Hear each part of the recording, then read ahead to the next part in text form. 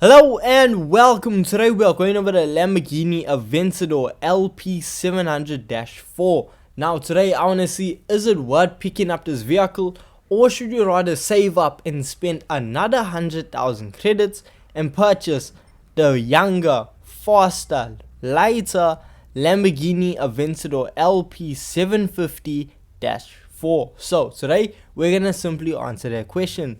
So let's see how good the LP700 is around circuits. So if we head on over to Kyoto Driving Park, well, there's something that you're going to notice immediately when you come up to a corner in this Lamborghini. So when you get to a turn and you begin turning right or left, you are going to go straight.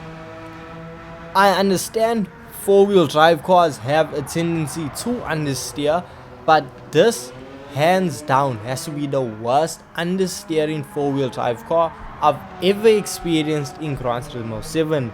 This car just refuses to turn. It is so bad, and the fact that this car is standard, it is bone stock. I bought it from Brand Central and brought it straight to the track, and the vehicle handles like absolute doo-doo. The car is not good at all. And for a price tag of 400,000 credits, you would be expecting a whole lot more. I know I was. So, around Kyoto Driving Park, the vehicle sets lap times around the 1 minute 47 mark, which is extremely slow.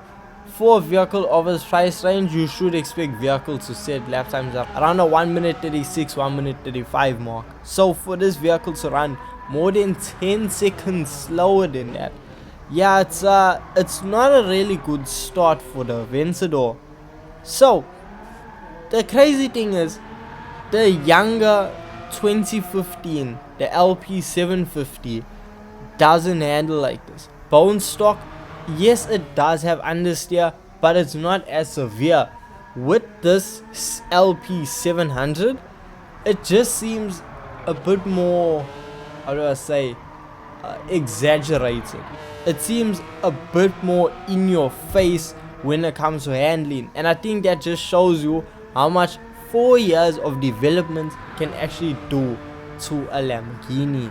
So the LP700, so far it is not worth it, and you should consider picking up the other Lamborghini, because right now it's not really good.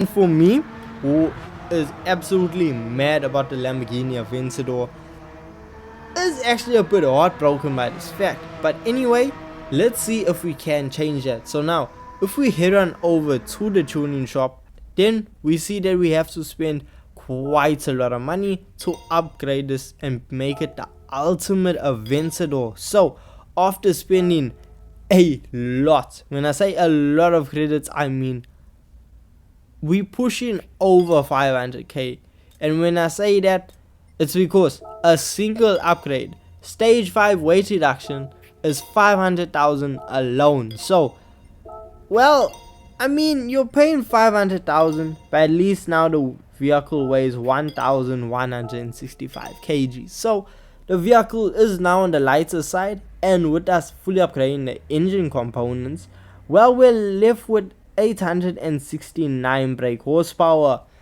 Now the crazy thing is, this is still less power and heavier than the LP750.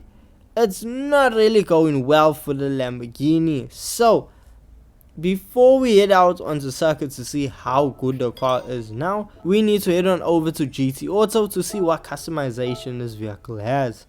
So when we start off with front lips, this has to be so aggressive. We have two options, and both of them really make the vehicle stand out and add so much flair. And I really see why Lamborghinis are somewhat known as a Batmobile, because if you spray this thing full black, yeah, it gives Batmobile. I mean, even the side skirts, the rear diffuser options, they go insanely hard.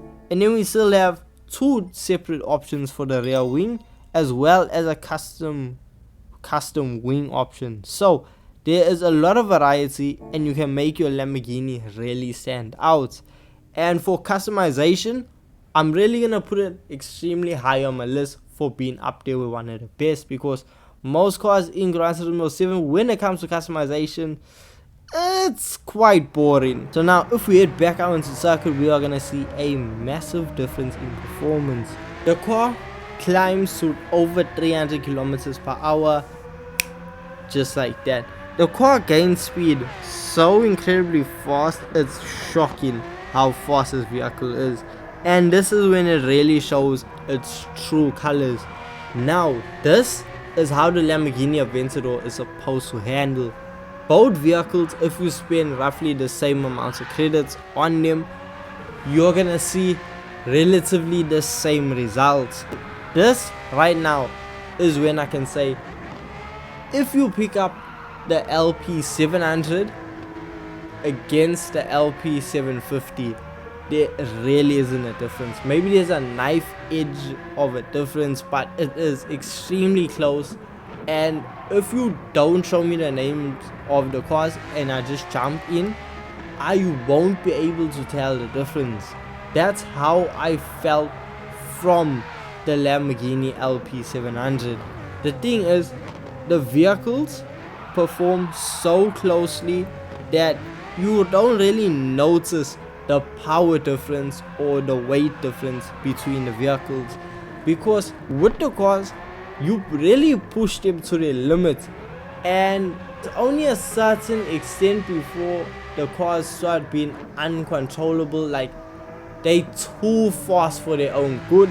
And I think the LP700 hits their mark bang on, and the LP750 goes slightly above their mark. So for some players, they're gonna say, you know what, the LP750 is so much better hands down than the 700.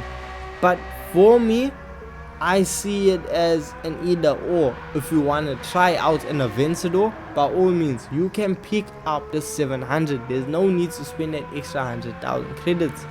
However, both of these Lamborghinis are absolutely insane. So whether you have the 700, whether you have the 750, or you even have both, they are such good cars when it comes to just racing.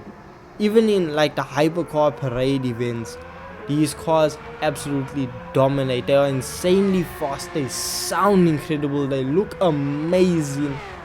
The car, the Lamborghini Aventador, regardless of which option you get, it is one of the best cars in Gran Turismo 7.